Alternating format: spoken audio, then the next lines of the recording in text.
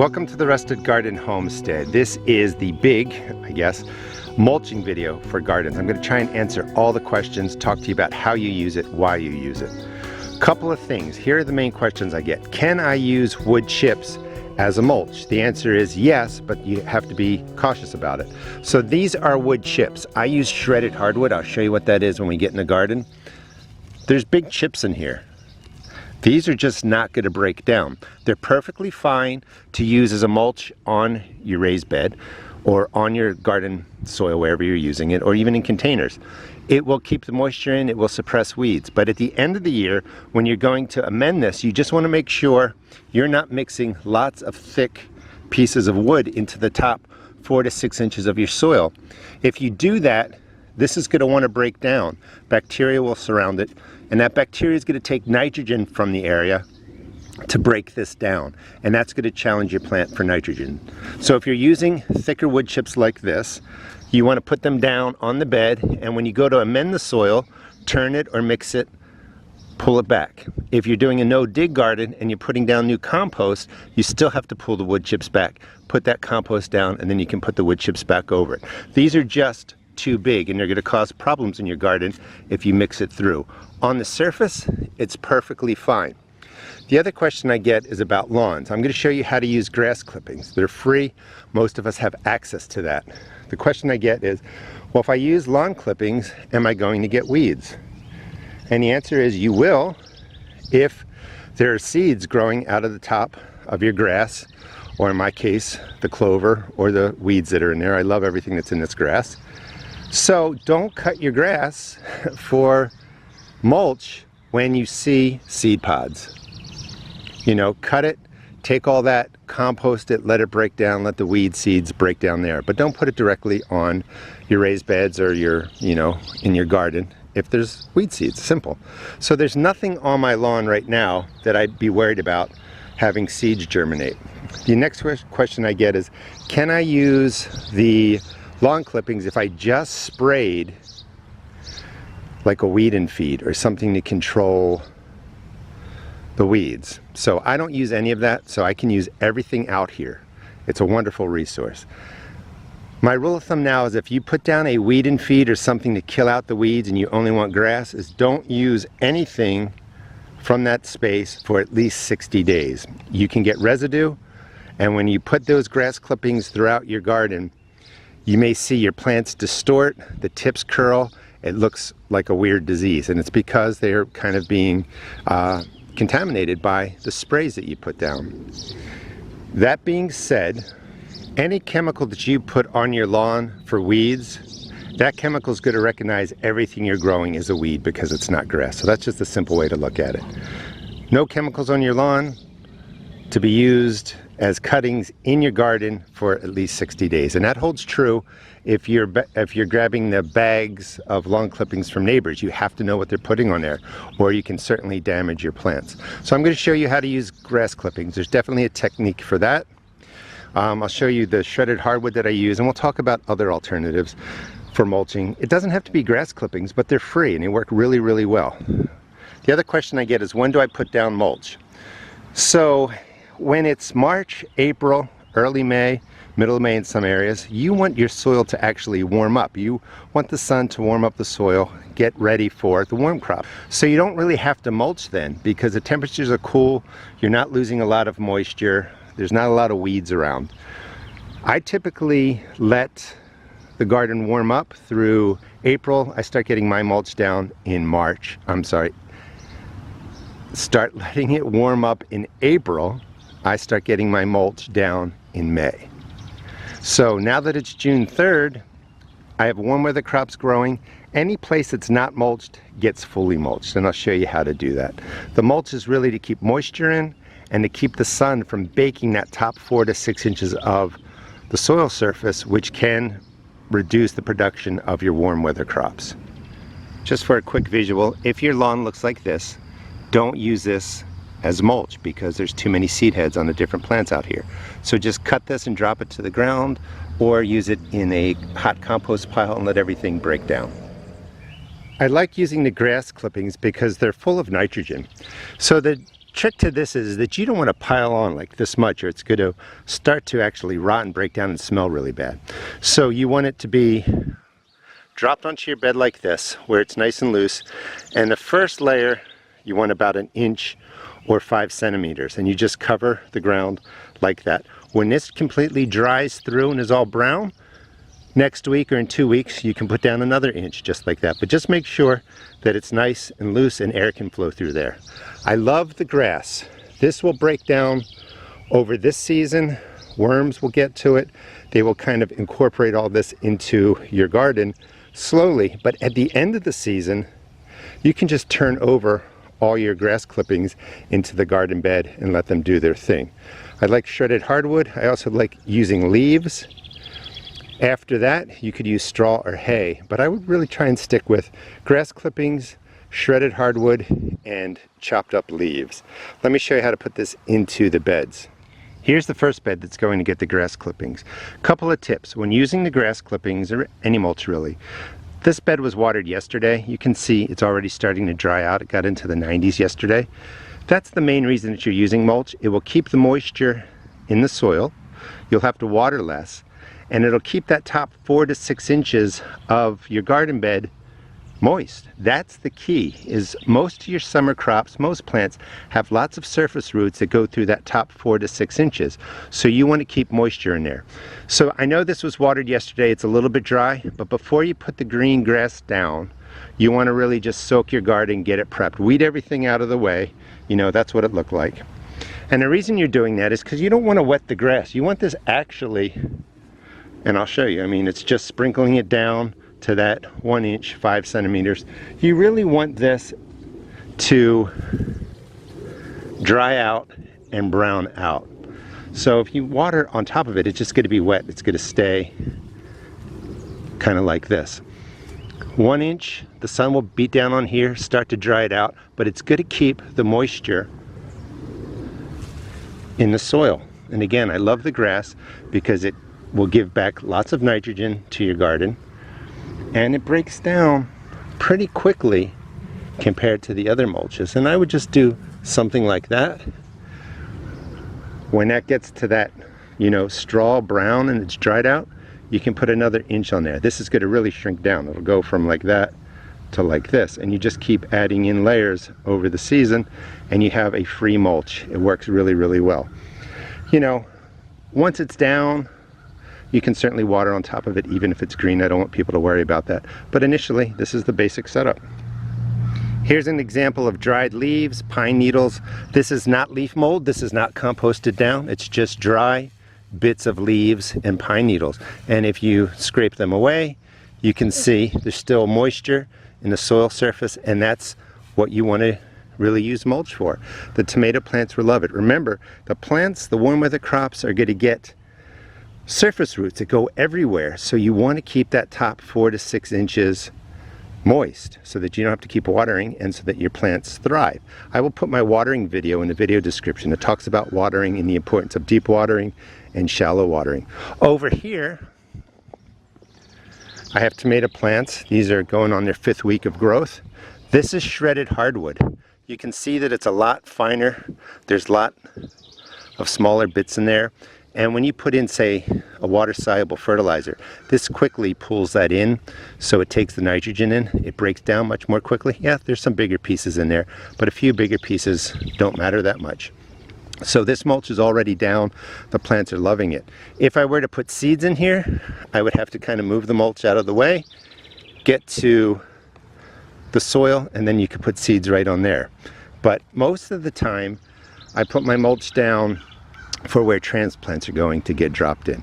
Now, this breaks down much more slowly than the grass. The grass is going to be able to be incorporated into your soil at the end of the year. This, I kind of still move it out of the way, or I just leave it on the top. You could mix it in. I don't highly recommend it, but after you kind of been using this for a full year, come spring or 2 years, this is nicely broken down and it can be mixed in. I hope that's not too confusing. It's those big wood chips that you don't want in there. So this doesn't provide a lot of nutrients back to your plant or to worms or anything like that. They will, they'll work on it. So this is down, it's nice. But now I'm going to drop some grass on top of here because I want the benefit of the nitrogen and the grass breaking down to give back to my plants, and that will be over the season. It'll just be a slow, steady process. So let me set this up. Now you can certainly mulch anytime, wherever it kind of fits into your schedule. This is my tomato bed. These have been growing for a while, and if you want to subscribe and follow, I'm doing a series on how I'm pruning this to be 2 stems. So another reason for mulching is because you want the soil temperature, now that it warmed up through March, April, May, your soil temperatures got up into the 60s, top 4 inches. That's what tomatoes love. That's why these are thriving and taking off. You want to make sure that soil temperature doesn't start baking into the 80s, 90s, 100 when that summer sun is coming down. Not only will it dry your soil quickly, damage the shallow roots, but your tomato plants, other warm weather crops are going to think that it's just not hospitable to grow and thrive. So when all that heat is hitting that soil surface, really warming up the roots, you may see your pepper plants, your tomato plants start to drop flowers, drop fruit, because they're going into survival mode. So by putting this mulch down, this is going to keep this soil cool. Some places in the 60s, and some places in the 70s, maybe in the 80s where it's even hotter. But those temperatures aren't going to signal to your tomato plants and other plants to go into survival mode. So you just want to keep putting down, that 1 inch of mulch, and your plants are going to really thrive because you're keeping moisture in, you're taking care of that top 4 to 6 inches, and you're preventing the sun from heating that soil up to a high temperature where the plants go into survival mode. They're just going to sit around and wait for that soil temperature to cool down so you can protect them with mulch. Let's look at some other examples. This is a 4x4 space with actually 25 jalapenos in there. I'm doing a experiment, really. I'll be doing a video on this soon. I'm just kind of letting them grow. So we're going to put in the lawn clippings, the grass clippings right into there. Another reason that you might want to put grass on top of your shredded hardwood is that that layer of grass now will keep moisture in all the wood that's there. So you have the nitrogen from the grass breaking down, you have the wood that's staying moist. With that moisture, with that water content, microbes are going to move in, start breaking that down. So this is going to be a nice slow decomposition. It's not going to hot compost, even though you have greens and browns. It's just not layered right. It's going to slowly break down, and it's going to feed back to your plants. This is just a great way to do everything that we've been talking about, but also a great way to feed your garden. So coming over here, I really have peppers packed in here. So when you're setting this up, weed it out. A couple weeds laying in there, they'll all be killed off. That's why we're doing this. Just a tip, before you put the mulch down, if you want, you can go through and kind of thin your pepper plants out to look something like that, just so that you start getting airflow. But we're going to be doing the same thing. It's just taking a handful. Don't just drop down that whole thing. You need to get air circulating through it. Well, you need to make it more loose and fluffy so air circulates through it, and you're just going to really do that. That wasn't quite an inch. If you're a little bit more, a little bit less, that's fine. As long as you're getting that layer down, it's nice and loose. This is going to start to dry out, and I'm going to take care of this whole bed. Let me show you what that looks like. I think it looks so much better too. Grass, lawn clippings are really inexpensive. They're almost free. Just make sure you don't have any sprays on them. I would highly recommend using them in your garden, especially if you're in a budget. You don't have to put down the shredded hardwood like I did layers over here. If I had to pick one, I would choose grass clippings because of all the benefits. So let's just recap. Mulching suppresses weeds, so it will reduce the amount of weeding you have to do.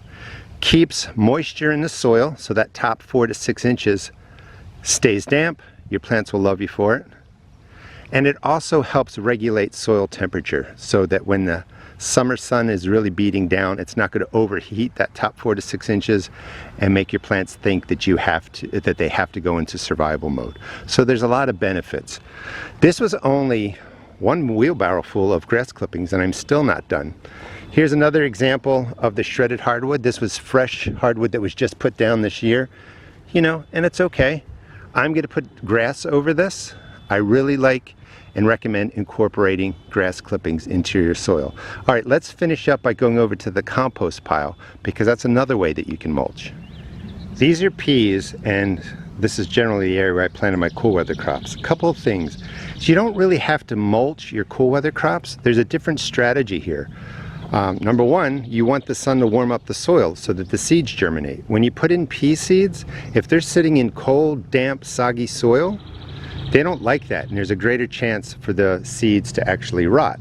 So I don't put any mulch down. I want that sun to come in, warm it up, dry the soil, a bit, and really create the best scenario for germination for the pea seeds and other cool weather crops I'm putting in. They need warmer soil to germinate. And here I've got some lettuces. This is pak choi that's turning to seed that I'm going to collect the seeds. But you can see no mulch was put down for the cool crops. Here's a couple more examples before we get to the compost. So this is my earth mound. You can see that it's cracking. I have heavier clay soil. That's what I have to amend over the years to make better soil. Slow and steady, you'll get there. So I'm going to be putting in some cucumber transplants, maybe zucchini in here, not sure what.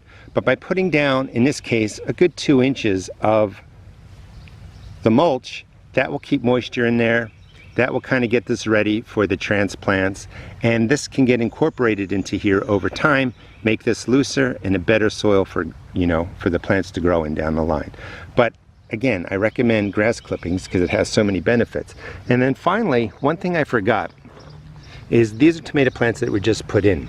It's possible that when it rains, that mud splashes up on the undersides of the leaves, and that can impact how the leaves really do their thing, and it can even damage them. You can even have soil-borne diseases that the water, when you water or it rains, splashes spores up onto your plant and the disease or fungus take hold. So by putting down mulch, you create a disease splash barrier, and it stops that dirt and possible spores or diseases from splashing on to your plants. This is my compost area, and I know that a lot of people don't have the room to start composting, but when you're able to, I highly recommend it. Couple of things. If you're going to direct sow seeds, you don't want to mulch and then put your seeds in, and you don't want to put your seeds in and then put mulch on top of there. So if you noticed, I was putting the mulch down when I had mature plants or in places where I'm putting transplants. So just keep that in mind. If you're direct sowing, save the mulch until the plants are bigger or until you're putting in transplants. You're waiting for your grass to turn into something like this, and that's when you would put more on there. You can use compost as a mulch that's not fully broken down. When this is completely broken down, it's just beautiful stuff. You mix it into the soil, makes my red clay mess that you saw over there better every year. You can go ahead and use stuff like that, and you can, again, just put down 1 inch or so, maybe a little bit more, because it's not green, it's not going to smell. It'll just dry right there, and then the same benefits of the grass clippings you get out of this, because worms and microbiology will kind of mix in there and break it down. Finally, you can use straw. I like letting my straw sit for a year because you can see that it does come with weed seeds in there, and I like the straw to break down a little bit. So a year later, the straw starts to break down, it holds moisture better, it's breaking down so you can mix it into your soil at the end of the year, plus you get the germinating seeds now. I can kind of, when I actually mulch with this, those seedlings there, that grass, will kind of just dry out and die. The other thing that I use is leaf mold, where I just put stuff into a trash can, let it break down, and this is almost a year old. It's still breaking down. But when you come over to here, this stuff is 2 years old. Look how nice that is. You can not only, there's some worms in there too, not only can you mix this into your soil as an amendment, you could use this as a mulch. It's really beautiful stuff. Thanks for watching.